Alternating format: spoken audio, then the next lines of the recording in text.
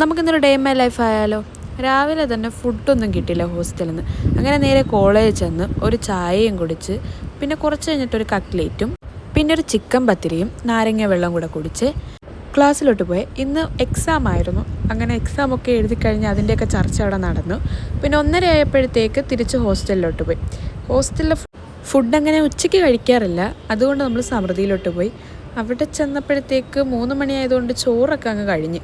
അങ്ങനെ ഞങ്ങളൊരു fried rice അങ്ങോട്ട് മേടിച്ച് കഴിച്ച്.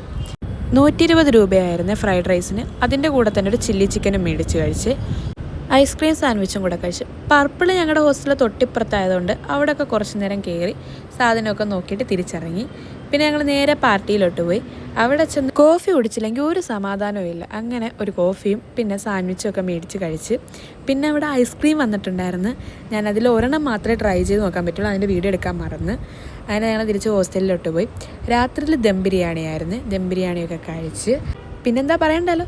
ചാനൽ ഇഷ്ടപ്പെട്ട ലൈക്ക്, സബ്സ്ക്രൈബ്, ഷെയർ ചെയ്യാൻ മറക്കല്ലേ.